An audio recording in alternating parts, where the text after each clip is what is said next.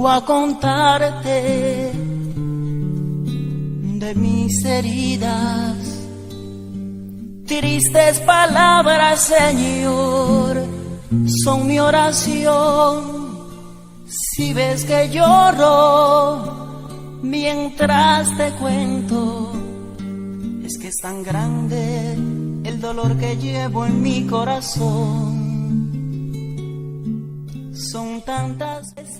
Bueno, hay un tema muy importante, muy interesante que desde hace años yo veo en redes, solamente que en la doctrina donde yo crecí, me desarrollé, nunca fue un tema de discusión, pero veo que en el resto de la teología protestante evangélica esto sigue siendo un tema de discusión, incluso después de ¿cuánto será?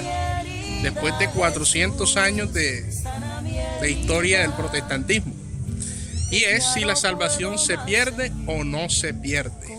Responder a esta pregunta no es tan difícil, solamente que hay que advertir que hay personas que, aunque no comparten la posición que les voy a compartir, lo hacen porque no quieren renunciar a su posición, porque se aferran a una tradición interpretativa del cristianismo. Pero la Biblia es explícita y clara en ese tema. La Biblia enseña lo que enseña y dice lo que dice. Así que veamos lo que la Biblia dice al respecto de si nosotros podemos o no perder la salvación. Bueno, en primer lugar tenemos algo que dice el apóstol Pablo en Filipenses capítulo 2, versículo 12, que dice lo siguiente: queridos amigos, siempre siguieron mis instrucciones cuando estaba con ustedes.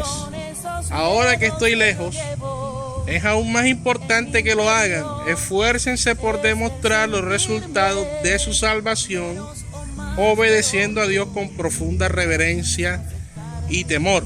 En otras versiones más comunes, como la Reina Valera dice, ocupados por nuestra salvación con temor y con temblor. Si vemos lo que el apóstol Pablo está diciendo, dice que aunque somos salvos, tenemos la obligación de darle un mantenimiento a esa salvación. El segundo texto está en Juan capítulo 17, y aquí sí habla de un personaje directamente que se perdió, aunque ese personaje nunca estuvo salvo, estuvo entre los salvos, pero se perdió, aunque tuvo la oportunidad de no hacerlo. Dice: durante el tiempo que estuve aquí, los protegí con el poder del nombre que me diste. Los cuidé para que ni uno solo se perdiera, excepto el que va camino a la destrucción, como predijeron las escrituras. Obviamente está hablando de Judas el traidor. Judas nunca estuvo salvo, porque cuando Judas empezó su ministerio, porque evidentemente cada discípulo tenía un ministerio, nunca entregó su vida realmente al Señor Jesucristo. Por esa razón, aunque tuvo la oportunidad de ser salvo, pues Judas nunca lo fue. Por eso el Señor Jesucristo dice: a los que me diste, a todos los guardé, excepto al que se me salió de las manos, al que no quiso quedarse, y ese fue Judas. Entonces, obviamente Judas pierde su salvación porque nunca la aceptó. Primera de Timoteo capítulo 1, versículos 19 y 20 enseña: aférrate a tu fe, le dice Pablo a Timoteo, aférrate a tu fe en Jesucristo y mantén limpia tu conciencia, pues algunas personas desobedecieron a propósito lo que les dictaba su conciencia. Como resultado, su fe naufragó. Fíjense, eran personas que estaban en la fe, por lo tanto habían degustado los dones de la salvación, estuvieron en el camino de esta, pero su fe naufragó porque fueron contra la conciencia. Y cuando se habla aquí de la conciencia, se habla de la conciencia de lo bueno, la conciencia espiritual. Y dice: como resultado, su fe naufragó. Himeneo y Alejandro son dos ejemplos. Yo los expulsé y se los entregué a Satanás para que aprendieran a no blasfemar contra Dios. Es interesante porque este ejemplo es un ejemplo que se compacta con el de Judas, no porque sea igual, sino porque contrario a Judas, estos sí estuvieron en el camino de la fe verdadera.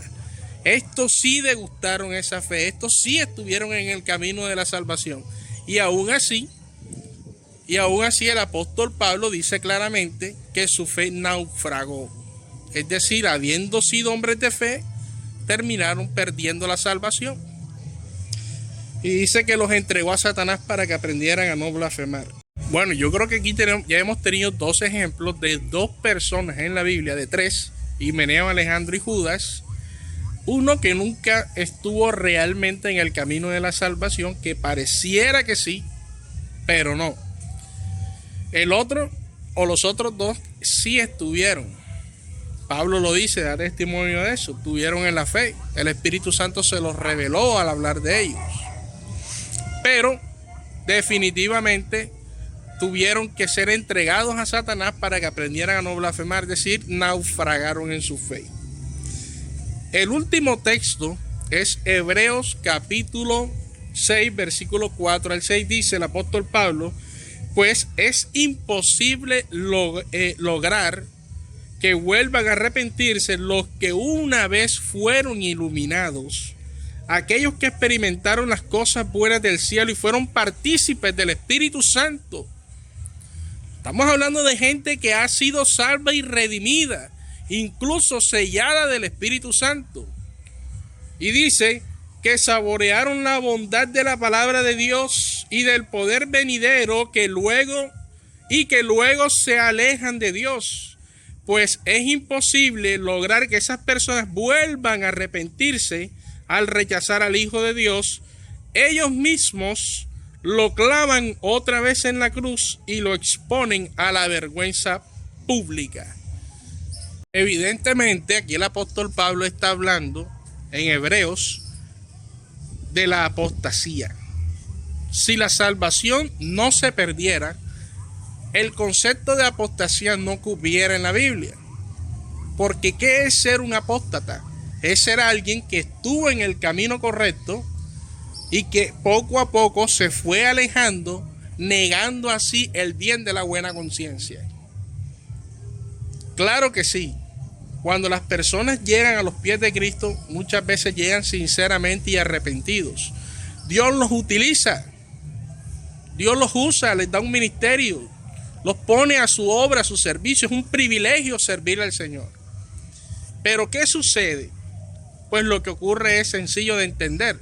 Satanás se va apoderando poco a poco, ya sea por pecados, ya sea por cualquier cosa, por cualquier práctica que no sea agradable a los ojos de Dios, y lamentablemente la persona termina entregando su conciencia a Satanás. Fácilmente nosotros podemos entender que si una persona nunca ha sido salva, entonces una persona nunca podría apostatar. Porque ¿cómo voy a apostatar de lo que yo nunca he sido? Para poder apostatar, como dice el apóstol Pablo, evidentemente yo tengo que estar en un punto para poder ir al otro punto, que eso es lo que significa apostasía. Apostasía significa fuera de. Es decir, cuando yo estoy dentro, no soy apóstata, pero cuando me voy alejando, termino fuera. Entonces ahí entendemos nosotros de lo que se trata la palabra apostasía. Y evidentemente esa persona pierde la salvación. Una cuestión que yo he visto que es bastante, que le meten mucha filosofía a la teología, cosa que es un error porque la teología no se puede explicar con la filosofía. Y es que dicen, es que se pierde el hombre, pero no la salvación. Cuando a mí me dicen ese argumento, cuando yo lo escucho, yo quedo sin palabras porque yo digo, bueno, ¿y la salvación para quién es? Uno de los ejemplos más claros que nosotros tenemos sobre este tema, fácil en la Biblia, muy conocido, súper famoso, es el ejemplo de Lucifer en el cielo. Lucifer, en él no se puede aplicar el concepto de salvación o perdición como se le aplica a los humanos, porque él es un ser espiritual. Sin embargo, él degustó de la gracia, es decir, las características que nosotros podemos ver en Hebreos sobre de cómo Dios interactúa en la vida de la persona antes de ser un apóstata, se cumplen en él. La Biblia enseña que a causa de él es que existe el plan de redención, porque Dios sabía lo que iba a ocurrir con él y con el ser humano. Pero él degustó de la gracia. Era un querubín protector, es decir, se degustó de la gloria de Dios. Y aún así, por la persistencia que tenía de su mala conciencia, como dice el apóstol Pablo en Timoteo, termina siendo expulsado. Palabra que escuchamos también en Timoteo, de Himeneo y Alejandro, que fueron expulsados, entregados. Ahora, ¿cómo yo voy a ser expulsado de un lugar al que yo no pertenezco o de un lugar en el que yo no estoy? ¿O cómo yo voy a ser quitado de una posición o una condición que yo no tengo? Pues evidentemente, mis hermanos, para poder ser salvo, necesito permanecer en la gracia de Dios.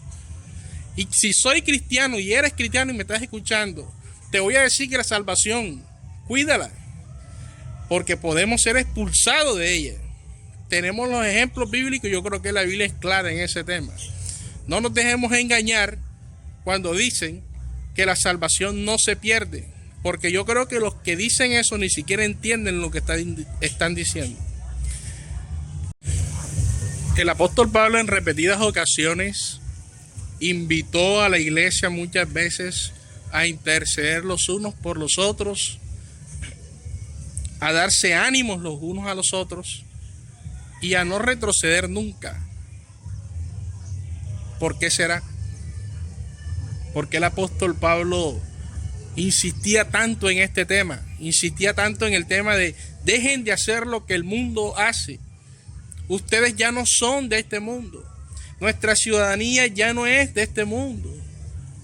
Vosotros erais en otro tiempo. No lo hagan ahora. ¿Quién les enseñó esto?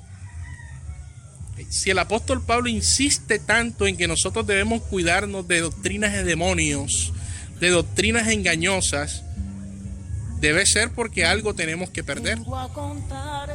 Debe ser porque algo tenemos nosotros valioso que no podemos perder.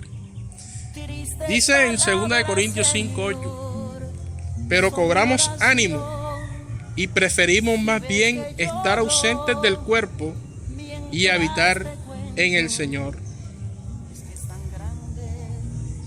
Yo creo que es mejor entender de una vez por todas que si nosotros no permanecemos en el Señor,